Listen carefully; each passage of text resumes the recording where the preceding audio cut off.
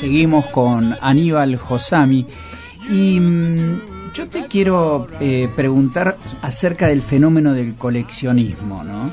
Esta cuestión de cuáles son los recursos que uno tiene que tener, porque hay toda sería una ficción o una creencia de que tenés que tener mucha plata para coleccionar, y varias veces vos has marcado lo contrario. ¿Cómo lo podés describir? Bueno, antes que nada, como estabas haciendo referencia al coleccionismo en relación con Bienal Sur, son dos cosas, es decir, mi vida privada como coleccionista no tiene nada que ver con Bienal Sur, y lo digo porque siempre hemos querido aclarar mucho que Bienal Sur es un proyecto que, a diferencia de lo que ocurre con otras bienales en el mundo, no tiene nada que ver con el mercado de arte, no tiene que ver nada que ver con las galerías, como tampoco tiene nada que ver con la política. Entonces yo siempre digo que es paradójico, pero que un proyecto totalmente político como Bienal Sur, y digo totalmente político porque intenta llegar a nuevos públicos, intenta llegar a la gente con propuestas nuevas e intenta hacer participar a la gente en todo, porque hay un detalle: cuando nosotros contamos en cuántos países está la Bienal, la gente te dice, pero no se puede recorrer todo, uno necesitaría mucho tiempo para ir a todos esos países.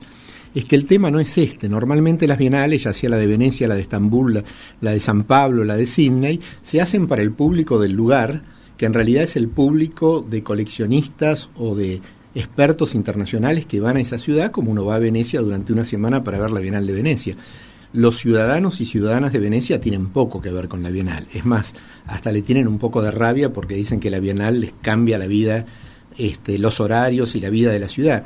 Nosotros, en cambio, hicimos una Bienal para la gente, donde queremos que la gente de cada lugar realmente pueda apreciar la Bienal. Por eso Bienal Sur tiene un gran acercamiento, tiene una gran penetración con los públicos de cada una de las ciudades en las que está, que no son solo las ciudades capitales, sino que son ciudades del interior de cada uno de esos países, donde realmente se convierte en un fenómeno social y donde la gente lo vive como que en distintas ciudades con diferente criterio, pero la gente lo vive como algo propio de ellos. Por eso te digo, Bienal Sur es, desde ese punto de vista de la relación que establece con la gente, es un proyecto político, pero es paradójico porque es un proyecto político que no tiene nada que ver ni con las ideologías políticas ni con los partidos políticos. Además debe haber, me imagino, porque el arte un poco es eso, un mensaje, o debe tener un denominador común en términos de que las obras de los seleccionados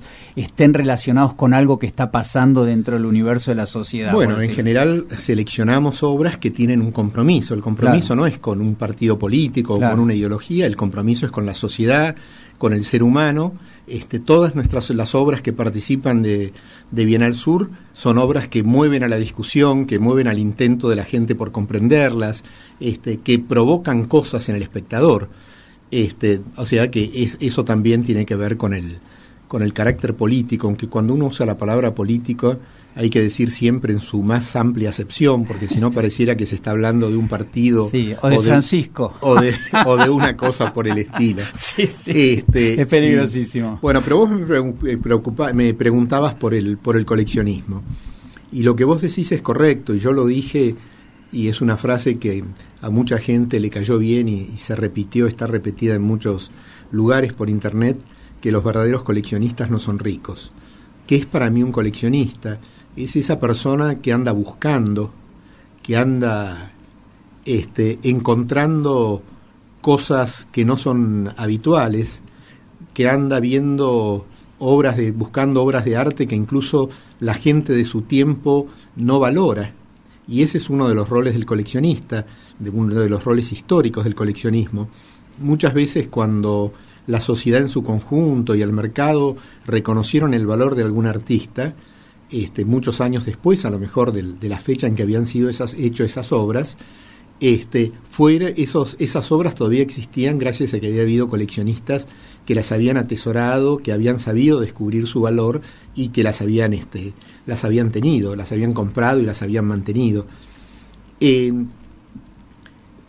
no tiene mucho que ver con el mundo de hoy en día en lo que hace a las grandes ferias. El otro día me marcaba alguien que una de las revistas de arte internacionales dedicaba una parte importante de su último ejemplar a la feria de Miami Basel, o sea, la feria Art Basel en su edición de Miami, y que no encontró una sola referencia a una obra de arte, que todos los temas tenían que ver con la presencia de fulano o de sutano, de cómo había llegado, de cuánto había invertido en obras de arte en la feria y demás.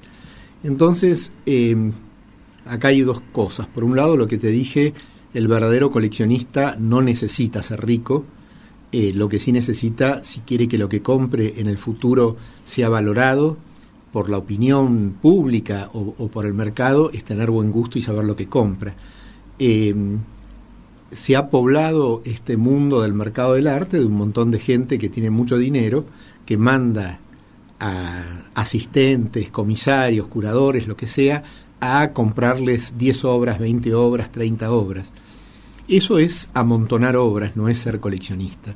Ser coleccionista es la persona que goza con el hecho de haber encontrado algo que buscaba o de haber encontrado algo que no buscaba, pero que al verlo se dio cuenta que eso tenía valor, y eso es independiente de que esté o no esté de moda. Es decir, yo muchas veces a lo largo de mi vida, tengo más de 40 años como coleccionista, he comprado obras que en ese momento no se valoraban. ¿Por qué? Porque un coleccionista no sigue la moda.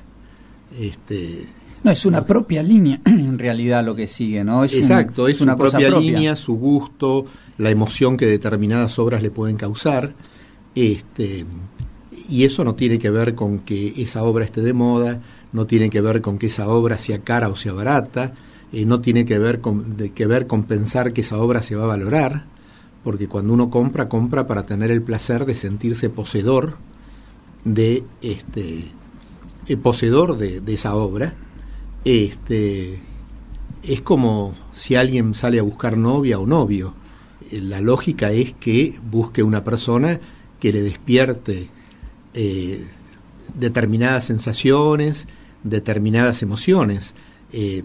Si uno sale a buscar novio o novia pensando en cuánta plata tiene en la cuenta bancaria esa señora o ese señor, es harto probable, como diría un chileno, el divorcio va a ser caro, que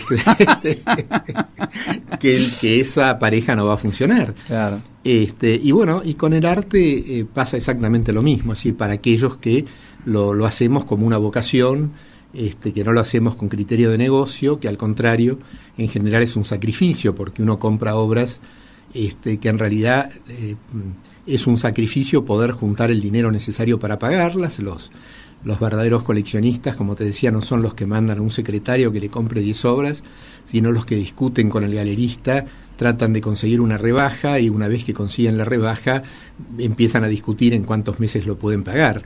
Sí, y además a mí me pasó de haber estado con algunos coleccionistas que dentro de la obra que ellos podían estar buscando, no cualquier cuadro era elegido, digamos, ¿no? Eran cuadros específicos, incluso algunos que querían, no cualquiera, digamos, claro, ¿no? Porque tiene todo es una cosa de alta sensibilidad en un punto, ¿no? Claro, pues lo que te decía, uno compra aquellas cosas que a uno le despiertan determinadas emociones. Sí. Entonces no es que uno dice voy a comprar un cuadro de tal o cual autor. Uno encuentra un cuadro, le gusta, es decir, un cuadro o un video o lo que sea, le gusta, y después termina averiguando quién es el autor y a qué época del autor corresponde eso y ese tipo de cosas. Y además no lo va a alargar más. No lo va a alargar más. No lo va a alargar más. Este es un casamiento de largo exacto, rato. Y no lo podés largar porque, salvo que evidentemente si alguien tiene problemas económicos tendrá que deshacerse de eso, pero... Por fuerza mayor será. Claro, cada obra de arte que vos tenés tiene una serie de significados, porque te recuerda con quién estabas cuando lo compraste, el momento y cómo lo compraste, te recuerda incluso si el sacrificio que fue para vos haberlo comprado, te hace recordar también qué otras cosas dejaste de lado para poder comprar esto. Entonces hay toda una historia, te recuerda la discusión que podés haber tenido con quien estabas en ese momento sobre la obra, o o la explicación de por qué te gustaba esa obra. Entonces son cosas que, bueno, que empiezan a formar parte del mundo íntimo de uno y de las que es muy difícil desprenderse, salvo que uno por algún motivo de fuerza mayor lo necesite, y que empiezan a ser partes integrantes de tu vida. Vamos a escuchar un poco más de música y seguimos.